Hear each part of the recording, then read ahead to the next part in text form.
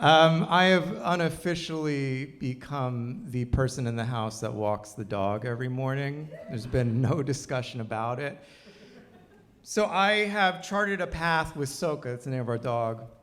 Every morning we do my walk, and we walk down this waterfront patch of Brooklyn, and there's a lot of like old garages and gearheads, and there's this one garage, an auto shop garage, that has this old car that sits in front, and it's I don't know the year, but it's a late 60s Porsche. It's two-door, beautifully restored. And every morning when we're out there, we see the same thing happen.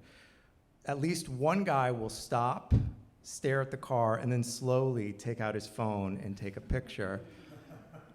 And I notice this because I do the same thing too. Like, I will stop and take pictures of not just this car, but a lot of old sports cars. I'll look inside, and if there's a for sale sign on the car, I'll often write it down. And I say all that to say, like, I'm not a car guy. I'm actually more of a stick shift guy. That's my fascination. There was something that happened when I was younger. I don't know why, but it just, like, I defined my future as being somebody who was going to drive a stick shift. And it could have been, the genesis could have been a number of things. It could have been getaway scenes in spy movies. It could have been older brothers and my friends driving us around.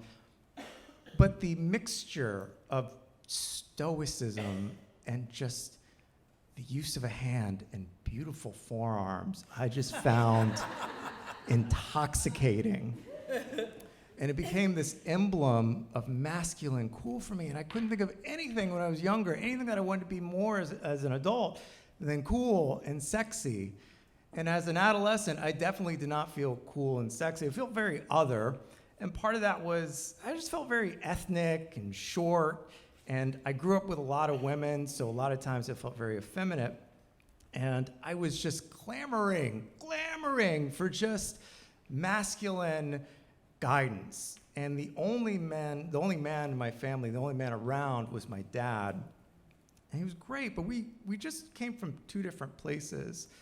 You know, my dad grew up in a period of manos a la obra in Puerto Rico, like a time of significant cultural change in which the archipelago was moving from an agrarian society more into an industrialized. It changed the face of the Caribbean. It changed migration patterns for 50 years. It made men like my father leave the island and serve in the military for 20 years. And when I was growing up in suburban Maryland in the 90s, our neighborhood got a Best Buy. Very different upbringings. And not only that, I was the last of 7 kids. My dad was very tired by the time I came around. But he assured me that he was going to teach me how to drive. My dad was a terrible driver. It was like a game of slalom, and he would just be on the road and say, "Mira, ese pendejo." So I'm like, "Dad, you're being the pendejo. Like, the highway isn't your one lane." But he assured me moving into high school, he said, "When you get into high school, I'm going to teach you how to drive." A few months before I started my freshman year, my father had passed away unexpectedly. And I looked ahead at both my freshman year, my sophomore year, my high school, and I was like, what am I going to do without this guidance? And luckily there was family support there, and it was a tough transition. But I also started to see this as maybe an opportunity. I was starting high school. Not a lot of people knew me. This was like a new start. And there was probably a chance, good chance, that my mom was going to date, maybe get remarried. And maybe that guy that would come into the house could be cool. So I started to vision board this a little bit. And my mom has vocalized over the years, like, she likes mature men. I was like, baby boomers, Mom, baby boomers. Let's keep it in your age range. So that was the first thing. And there was very simple criteria. It's like, he wears jeans. Maybe he smokes, curses a little bit. Kind of like a reformed bad boy. Yeah. Maybe he was an ex-getaway driver. And when he's teaching me how to drive, at the end of it, he'll say, "Hey, by the way, kid, want to learn how to rob a racetrack?"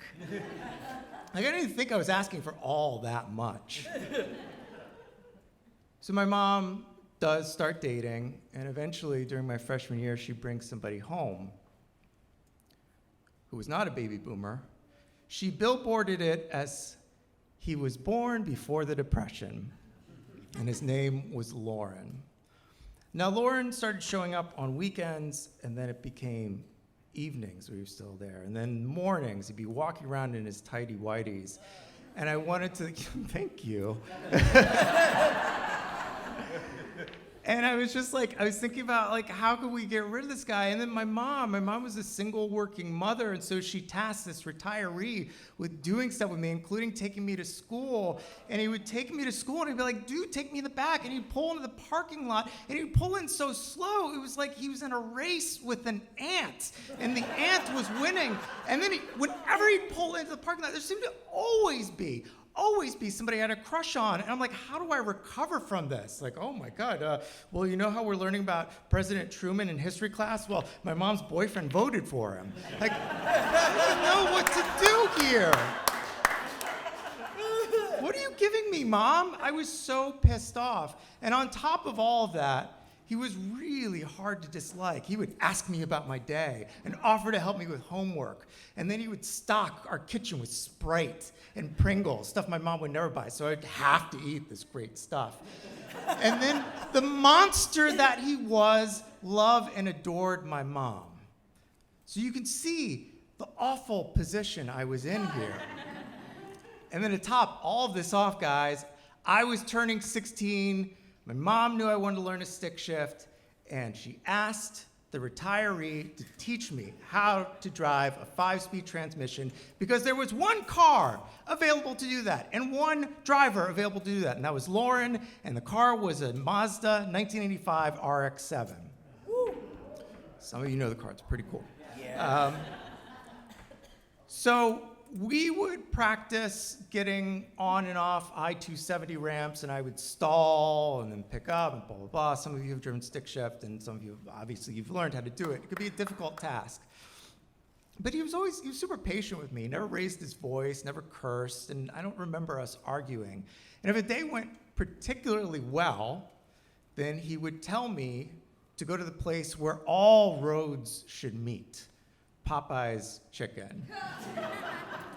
And we would go and sit down. I don't remember us talking about much because what is there to say when you have Cajun fries? But in those moments, I'd be like, this is all right. Like, Lauren is okay. And I thought, you know what? This is just going to be a good memory when my mom dumps him and I'm driving my stick shift car. Don't be on his side, guys.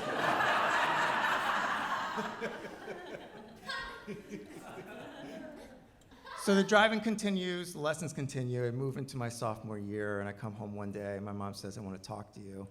And she said, Lauren asked me to marry him, and I said yes. And I did not know how much I missed my dad until my mom proclaimed her love for another man. And I was pissed. We moved into his house and started sharing our lives, and that's when I started to rebel a little bit. I was usually a pretty good kid, but I'd sneak out and drink and do all kinds of stuff.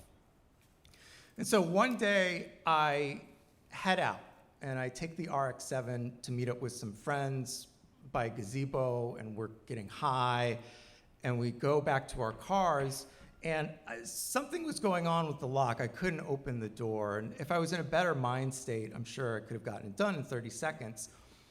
But I looked at the car, and I just felt this tinge of animosity, and I lifted up my leg, and I kicked the driver's side door. And even my friends were like, damn, dude. And I said to them, I was like, don't worry, it'll pop out overnight. I didn't know anything about cars, I still don't. But I honestly thought that's what would happen. I really did. So the next morning around 7 a.m., I wake up and Lauren is hovering over me and he says, come to the garage, I want to show you something. So we go down to the garage, and I put my eyes anywhere that is not the RX-7, and he points to the door, and he says, what the fuck is that? Now, I told you, he didn't curse. Like, the worst thing we ever heard him say was the word preposterous, with a lot of emphasis. And so I was shocked. Him saying those words didn't make things slow down. What slowed down was my response, because what I remember is I looked over at my other parent, and I felt like I mouthed the words, "Mom, please help me." And my mom shot me this look like, "You're on your own, dude." And so he just says, I'm sorry, I didn't know, I'm sorry. And Lauren shushes me. He says, go to the bathroom and grab your plunger. And I was like, what kind of greatest generation punishment is this? And so I go and I give him the plunger, and he works this job on this door, and like 2 minutes he expunges 97% of the dent, and it looked great. And I was just bathed in embarrassment and guilt and disappointment. And Lauren looked at the door, looked at me, looked at the door, looked at me, said, "Do you want to go to Popeyes?" And I said, "Yes, I do." Now, some people might say kicking in a car door is cool, some people. But I think a lot of us can agree that eating fried chicken at 8:30 a.m. is fucking gangster. It would be really nice if I could end this story and say, like, and that's when everything changed. It didn't. I was a high schooler. I still got in trouble. I gave my mom grief. And part of that, I think, are the growing pains of the "you're not my father" dynamic that happens between a stepfather and a stepson. And Drew, I don't know if this happened with you, with the story you mentioned earlier. But I think part of that, too, I can say this in hindsight as an adult, is part of that was I started to care about him. And I thought at the time, you being the age you are, there's going to be a limit on how long you can be in my adult life. I graduated high school, Lauren was still there.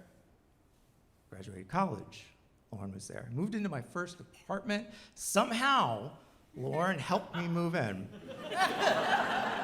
Had my first real adult breakup around the age of 25. Lauren bought me lunch and asked me to talk about it. I moved back in with my parents in my late 20s. Lauren was the one that took me to the metro every day so I'd get to work. On and on and on and on, cut to 2021, where Lauren gets his vaccine, finds out I'm going to be proposing to my then girlfriend, and tells my mom, "Get me to New York, I'm not missing this." Lauren lived the fullest life anybody could live until the age of 97, 3 weeks shy of his 98th birthday, which was a year ago tomorrow when he passed away. And I think about me as a 14-year-old, if I would have known that this man would have been in my life for nearly 30 years, I think if he would have told me that, I would have had a heart attack. But now, as a grown man in my 40s, I can't imagine, obviously, my life without him, but that's all I needed in my life, was for him to be there. And as a side note, he continued driving safely until the age of 93, when he finally one day came home and told my mom, "It's time, I'm done."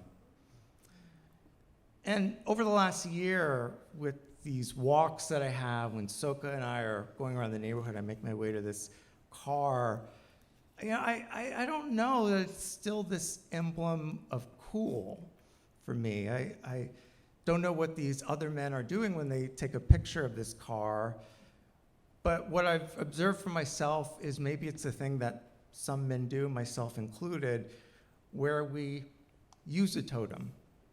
We take a picture of something. I'm taking a picture of this car, and maybe, just maybe, it's the way, the hard way, that I'm able to say the words, "I miss you." Thank you.